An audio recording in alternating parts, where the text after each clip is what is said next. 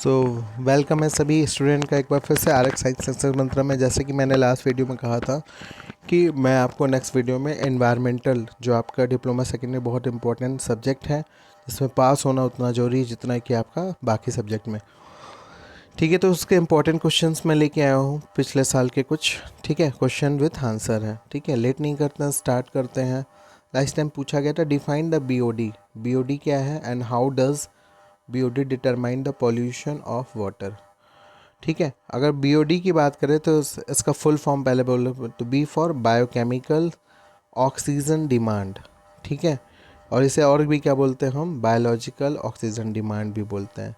ठीक है, दो तरीके से हम इसको कैटेगरी बोल सकते हैं। एक आपका बायोकेमिकल ऑक्सीजन डिमांड है, ठीक है, इस टर्म्स को भी हम यूज़ करते हैं। और दूसरा आपका बायोलॉजिकल ऑक्सीजन डिमांड बोलते हैं। है क्या ये? It is the amount of dissolved oxygen needed, यानी पानी में जो भी घुलनशील जो ऑक्सीजन है, ठीक है, जो हमें क्या होता है, चाहिए होता है, किसके लिए? एरोबिक बायोलॉजिकल ऑर्गेनिज्म के लिए। ठीक है, सॉरी, बायोलॉजिकल ऑक्सीजन डिमांड मतलब पानी की ही बात नहीं कर रहे, यानी जो लिविंग ऑर्गेनिज्म को ऑक्सीजन डिमांड होती है, दैट इज कॉल्ड बीओडी। ठीक है, तो बायोकेमिकल ऑक्सीजन डिमांड भी बोलते हैं इसको, बायोलॉजिकल ऑक्सीजन डिमांड भी बोलते हैं। It is the amount of dissolved oxygen needed, ठीक है, by the aerobic biological organism to break down organic materials, यानी जो भी चीज़ें हम खा रहे हैं उसको ब्रेक डाउन करने, तोड़ने के लिए। ठीक है, जैसे हम फूड इनटेक कर रहे हैं तो उसको स्मॉल स्मॉल पार्ट्स में ब्रेक करने के लिए, ठीक है, आगे उससे एनर्जी लेने के लिए हमें क्या चाहिए होगा, जो भी ऑक्सीजन की डिमांड होती है वो क्या कहलाता है, आपका बायोलॉजिकल ऑक्सीजन डिमांड कहलाता है।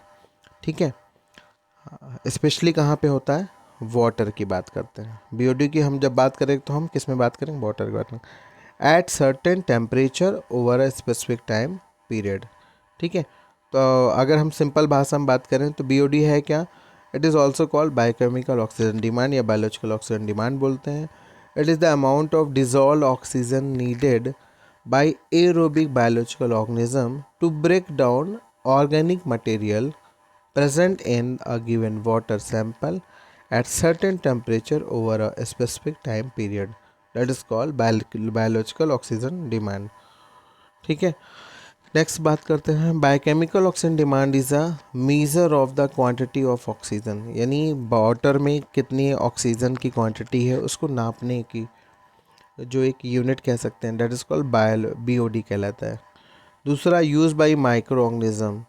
ठीक है, यानी जो एरोबिक बैक्टीरिया है वो कितना यूज़ करते हैं in the oxidation of organic material, जो भी ऑर्गेनिक मटेरियल है उसको ब्रेक डाउन करने के लिए माइक्रो ऑर्गेनिज्म भी क्या करते हैं, ऑक्सीजन का यूज़ करते हैं। सॉरी। दूसरा है, नेक्स्ट पॉइंट है, most of the bacteria in the aquatic water column are aerobic. अगर वाटर में बात करें तो जो भी बैक्टीरिया सब क्या है, एरोबिक है, लिविंग है।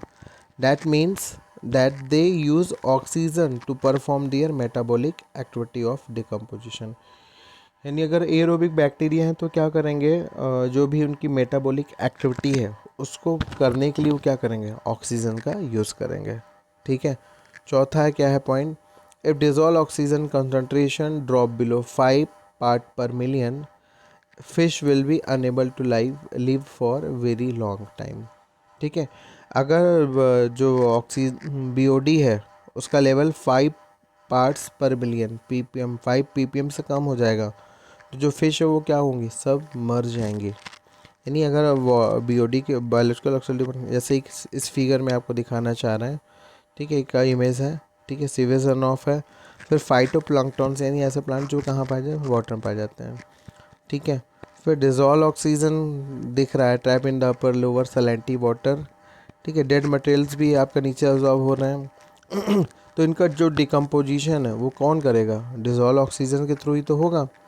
यूज़ बाय द, इसको यूज़ कौन करेगा, माइक्रो ऑर्गेनिज्म, किस में करेंगे, रिस्पायरेशन करेंगे। फिर इससे क्या मिलेगा, उनको न्यूट्रिशन मिलेगा। Release by the bottom sediments, ठीक है, जैसे सेलफिश हो गई एंड अदर स्टारफिश हो गई, other benthic organism unable to escape hypoxia. ठीक है, अगर इसका लेवल बीओडी लेवल क्या होगा, कम हो जाएगा तो क्या होगा, इनकी डेथ हो जाए। इसीलिए वाटर में भी जो ऑक्सीजन लेवल है वो क्या होता है, जहाँ मेंटेन होता है बीओडी लेवल क्या होता है 5 ppm से ऊपर होता है, वहीं पे क्या होंगे लिविंग जो भी फिश वगैरह होंगे वो आसानी से वहाँ पे सरवाइव कर पाएंगे। ठीक है, fish will be avoid hypoxia if possible. ठीक है, समझ में आ गया होगा आपको। नीचे बात करते हैं ऑर्गेनिक मैटर कंटेंट। अगर बीओडी की बात करें तो BOD directly reflect the amount of biodegradable organic matter present in the water. More organic matter means more food for microorganism leading to higher oxygen consumption. यानी जितना भी food या organic matter water में पाया जाएगा उतना ही उसको break down करने के लिए क्या होगा, ऑक्सीजन का यूज़ होगा, कंजप्शन होगा। ठीक है, नेक्स्ट बात करें कौन कौन से फैक्टर जो अफेक्ट कर रहे थे ना बीओडी के। दूसरा फैक्टर आपका ऑक्सीजन डिप्लीशन। पहला फैक्टर था ऑर्गेनिक मैटर कंटेंट, यानी जितना ऑर्गेनिक मैटर होगा वाटर में उतना ज़्यादा क्या होगा बीओडी की ज़रूरत पड़ेगी, यानी बीओडी किस पे डिपेंड है, ऑर्गेनिक मैटर पे। दूसरा जो फैक्टर है जो बीओडी को आपको प्रभावित कर दूसरा है oxygen depletion. As microorganism consume oxygen to break down organic matter. भाई माइक्रो ऑर्गेनिज्म क्या करते हैं, ऑक्सीजन को लेते हैं और उसके द्वारा ही क्या करते हैं वो जो भी ऑर्गेनिक मैटर उसको क्या ब्रेक डाउन करते हैं। The dissolve oxygen level in the water decrease, जिसकी जब वो ऐसा करेंगे क्या होगा, ऑक्सीजन का जो लेवल है वो क्या होगा, कम होता चलेगा। This depletion of oxygen level, depletion ही कम होना, कैन हार्म एक्वाटिक लाइफ। अब जितने ज़्यादा ऑर्गेनिक मटेरियल का डिजॉल्व होगा उतने ज़्यादा उसको ब्रेक डाउन करने के लिए ऑक्सीजन की ज़रूरत पड़ेगी। अब जब ऑक्सीजन का यूज़ माइक्रो ऑर्गेनिज्म ज़्यादा कर लेंगे तो क्या होगा, जो भी एक्वाटिक लाइफ यानी फिश हो गया और भी जो एक्वाटिक एनिमल हैं उनमें क्या होगा, वाटर ऑक्सीजन की कमी हो जाएगी। एज अ रिजल्ट क्या होगा, reduce the overall water quality, water की क्वालिटी भी कम होती चली जाएगी, यानी वो पानी पीने लायक नहीं रहेगा, है ना। और क्या होगा, जो भी एक्वाटिक लाइफ वो भी डिस्टर्ब हो जाएगी। तीसरा है pollution indicator. A high BOD was value suggest a high level of organic pollution. जिस पानी की बीओडी वैल्यू जितना ज़्यादा होगी वो यानी उसमें पॉल्यूटेड होने के चांसेस उतने ज़्यादा हैं। ठीक है, वह प्रदूषित जल में की कैटेगरी में आ जाएगा। Indicating that the water is likely contaminated with sewage, industrial waste और other sources of organic pollutant. ये भी क्या होगा, तीसरा कंपोनेंट होगा जो आपको बीओडी को प्रभावित करता है। और चौथा है आपका water quality. BOD is a crucial parameter, यानी अगर बात करें कि पानी कहीं का पीने लायक है कि नहीं है तो हम फर्स्ट ऑफ ऑल हमें क्या चेक करना पड़ेगा, उसका बीओडी चेक करना पड़ेगा। ठीक है, यानी पानी की शुद्धता की अगर जांच करनी है जो मतलब हमारे स्वास्थ्य के लिए क्या है अच्छा है, तो हम उस पानी की जांच करने के लिए जिस प्रोसेस या technique use that is called BOD है वो। ठीक है, यानी ये बीओडी का क्रूशियल पैरामीटर है in assessing water quality and is use to monitor the effectiveness of waste water treatment plants. ठीक है, तो ये कुछ फैक्टर थे। तो आई होप आपको समझ में आया होगा कि बीओडी क्या है, बीओडी क्या है and how does BOD determine pollution of water, है ना जो क्वेश्चन था। इसमें आपको बीओडी की डिफिनेशन लिख देनी है। ठीक है, दो तीन कंपोनेंट हैं जो बीओडी के पार्ट्स हैं वो लिख देना है। ठीक है, फिर आपका इसके कौन कौन से कंपोनेंट, तो ऑर्गेनिक मैटर कंटेंट की बात कर रहे हैं, दूसरा ऑक्सीजन डिप्लीशन हो गया, तीसरा आपका पॉल्यूशन इंडिकेटर हो गया, चौथा आपका वाटर क्वालिटी हो गया। ठीक है, नेक्स्ट क्वेश्चंस की बात करते हैं। Global green house gases, how does green house gases causes global warming.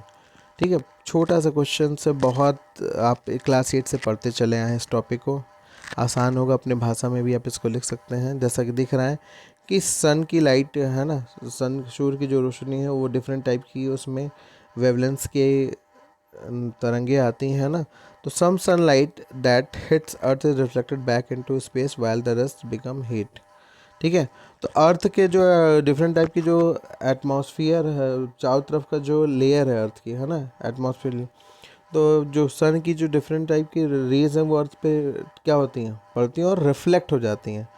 But due to some climatic gases की वजह से क्या होगा, वो रिफ्लेक्ट नहीं हो पाती हैं, पुनः वातावरण नहीं जा पाती हैं। एज उसकी कंडीशन, उसके इस कंडीशन में क्या होगा, जो हमारे अर्थ का जो टेम्परेचर है वो क्या होगा, बढ़ता चला जाता है। ग्रीन हाउस गैसेस एब्जॉर्ब, क्यों, क्योंकि डिफरेंट टाइप जो ग्रीन हाउस गैसेस हैं वो उसका फॉर्मेशन हो जाता है और वो सन की लाइट को क्या करती है, ट्रैप कर लेती है, पकड़ लेती हैं, दोबारा इन्वायरमेंट नहीं जाने देती हैं। तो एज अ रिजल्ट क्या होगा, हमारे जो पृथ्वी का जो टेम्परेचर है वो बढ़ जाता है। तो reflect heat radius by the earth preventing it from the escaping into the space. ठीक है, आइए डिफिनीशंस में समझते हैं। The earth naturally has a greenhouse effect where certain gases in the atmosphere trap heat from the sun and keep the planet warm enough to support life। ठीक है, हमारी पृथ्वी पे जो जीवन चल रहा है यानी अदर प्लेनेट की बात करें तो कहीं पे बहुत ज़्यादा टेम्परेचर है, मीन्स बहुत ज़्यादा गर्म है जहाँ पे लाइफ सर्वाइवल नहीं हो सकता, और कहीं पे बहुत ज़्यादा ठंडा है। ठीक है, सिर्फ अर्थ ही एक हमारा एक ऐसा प्लेनेट है जहाँ पे लाइफ क्या है इस समय। ठीक है, और भी प्लेनेट पे हो सकता है, अभी तो साइंटिस्ट क्या इस पर रिसर्च कर रहे हैं। ठीक है, तो ग्रीन हाउस गैसेस का क्या इंपॉर्टेंट रोल था, ग्रीन हाउस गैसेस क्या करती थे। तो डेफिनेशन जैसा कि बोला ना कि earth naturally has a greenhouse effect. कैसे नेचुरली था, वेयर सर्टेन गैसेस, कुछ गैसेस थी कहाँ पे, एटमॉस्फेयर में, जो क्या कर रही थी, ट्रैप कर रही थी, पकड़ ले रही थी किसको, हीट को। कहाँ कहाँ से हीट आ रही है, from the sun, and keep the planet warm, और जिसकी वजह से क्या हो रहा था, अर्थ का जो एटमॉस्फेयर वो गर्म रहता था। इनफ टू सपोर्ट लाइफ, जो लाइफ के जीवन को सपोर्ट करने के लिए पर्याप्त है। ठीक है, यानी ग्रीन हाउस गैसेस क्या कर रही थी, एक लेवल पे तो क्या है आप हमारे लिए है यूज़फुल है, बट सम टाइम क्या होगा, ग्रीन हाउस गैसेस की बात करें तो these gases such as carbon dioxide, methane है, नाइट्रस ऑक्साइड है, essential for the green house effect. ये सारी गैसेस ग्रीन हाउस इफेक्ट बनाने के लिए जरूरी है, but their concentration in the atmosphere have increase significantly due to human activities.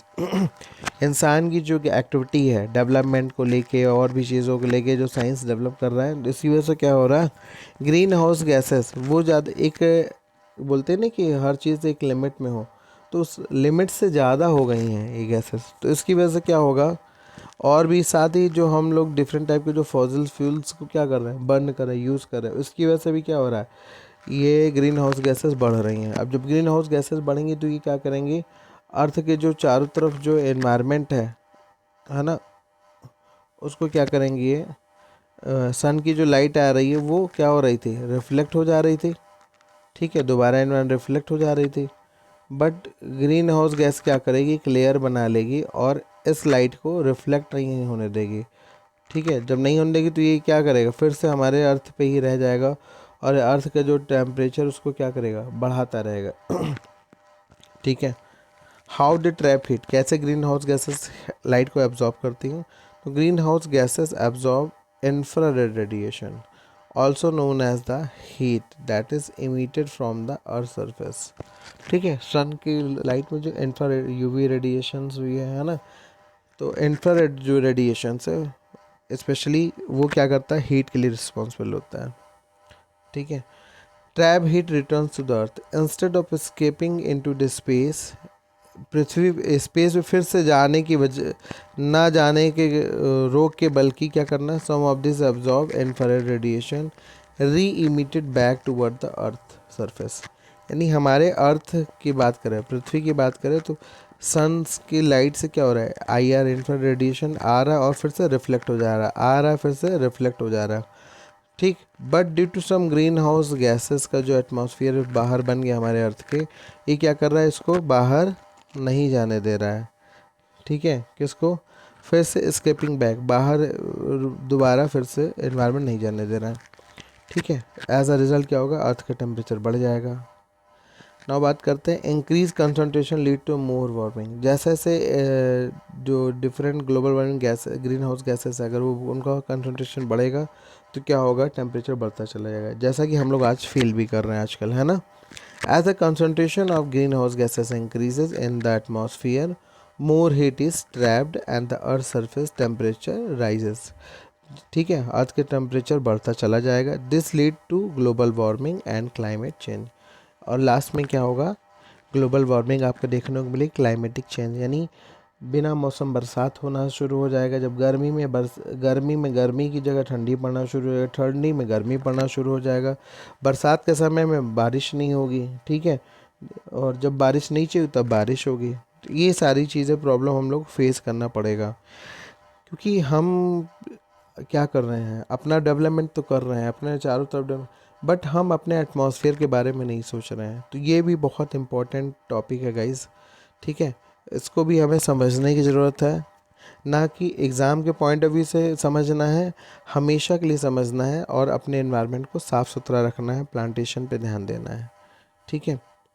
This lead to global warming and climate changes which with various impact on the weather pattern, sea levels and ecosystem, ठीक है। जिसकी वजह से क्या होगा, यानी अगर हम ग्रीन हाउस गैसेस को क्या करें, कंट्रोल कर लें, तो क्या होगा, जो हमारे जो अर्थ का जो टेम्परेचर है वो कम हो जाएगा, मतलब मीन्स जो बहुत ज़्यादा बढ़ रहा है वो कंट्रोल होने लगेगा और ग्लोबल वार्मिंग से हम बच सकेंगे, ठीक है। ये आप आसानी से इसको लिख सकते हैं, बना सकते हैं, इसका स्क्रीनशॉट भी ले सकते हैं। नेक्स्ट क्वेश्चन जो कई बार आ चुका, what is the main cause of ozone depletion, है ना। हम लोग ने जैसे पढ़ा है नहीं कि हमारे एटमॉस्फेयर में एक जो लेयर है, ठीक है, ओजोन की, जो क्या कर रही है, सन के जो डिफरेंट टाइप के हार्मफुल रेज हैं उसको पृथ्वी पे नहीं आने दे रही है, ठीक है। और जिससे क्या हो रहा है, हम बच रहे हैं, अदरवाइज़ क्या हो गई है, बहुत ज़्यादा हार्मफुल इफेक्ट कॉज करेगा। तो आइए ओजोन के बारे में समझते हैं क्या है। The primary cause of the ozone layer depletion is the release of man made chemicals. जो मेन कारण है वो क्या है, ह्यूमन द्वारा बनाए गए केमिकल्स हैं, ठीक है। स्पेशली क्या है, क्लोरोफ्लोरोकार्बन, CFCS, ठीक है। हम लोगों ने जो इक्विपमेंट्स बनाए हैं, मशीन बनाई है, जो क्या रिलीज़ कर रही है, क्लोरोफ्लोरोकार्बन रिलीज़ कर रही है, जिससे क्या हो रहा है, ओजोन में की जो लेयर उसमें होल हो जा रहा है।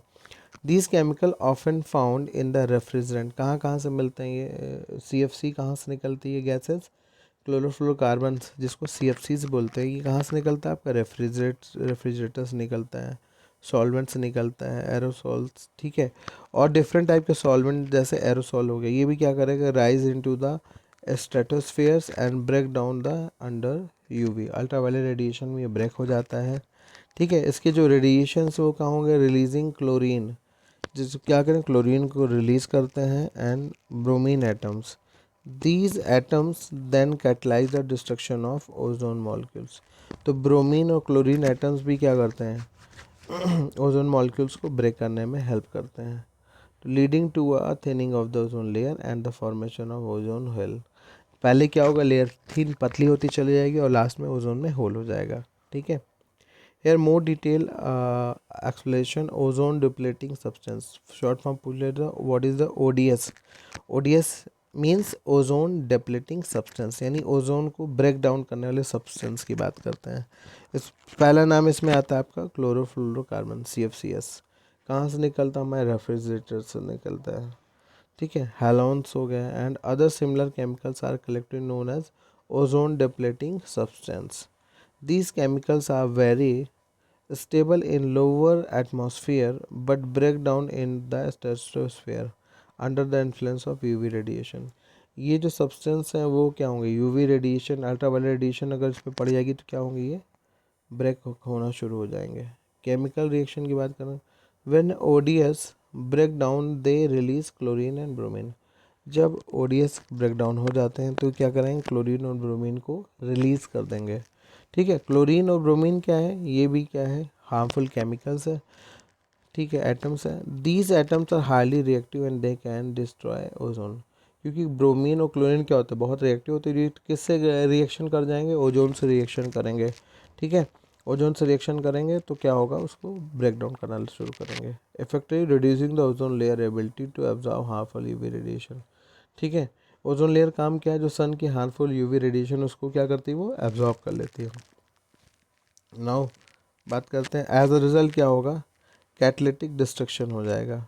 The release chlorine and bromine atom act as a catalyst, meaning they can destroy many ozone molecules before they themselves deactivated. This lead to significant depletion of the ozone layer, और last में क्या होगा, ozone layer में whole होना शुरू हो जाएगा, ठीक है। आई थिंक समझ में आया होगा। 3 ही क्वेश्चन अभी आपको प्रोवाइड किया हूँ, इसको तैयार करिए, बाकी और क्वेश्चन आपको प्रोवाइड कर रहा हूँ, ठीक है। तो इस वीडियो में हम लोगों ने ओजोन डिप्लीशन के बारे में पढ़ा, ठीक है। और दूसरा हम लोगों ने जो क्वेश्चन पढ़ा था वो ग्रीन हाउस की गैसेस और ग्लोबल वार्मिंग के बारे में स्टडी किया। तीसरा हम लोगों ने जो पहले सबसे पहले टॉपिक पढ़ा था वो था आपका BOD। ये तीनों बहुत इंपॉर्टेंट है, कई बार एग्ज़ाम में आ चुके हैं, तो इसके लिखने की प्रैक्टिस ज़रूर कर लीजिएगा, है ना। ठीक है, आज के वीडियो के लिए इतना ही। नेक्स्ट वीडियो में आपको जल्दी से और भी क्वेश्चंस प्रोवाइड करा देता हूँ। ठीक है, लिखने की प्रैक्टिस करिए। और भी इस तरह के वीडियो पाने के लिए RX साइंस सक्सेस मंत्रा को सब्सक्राइब करना ना भूलिएगा। ठीक है, सब्सक्राइब करिए और लोगों को भी शेयर करिए ताकि ज़्यादा से ज़्यादा लोगों को इन्फॉर्मेशन मिल सके। Thank you guys and best of luck for your upcoming examinations.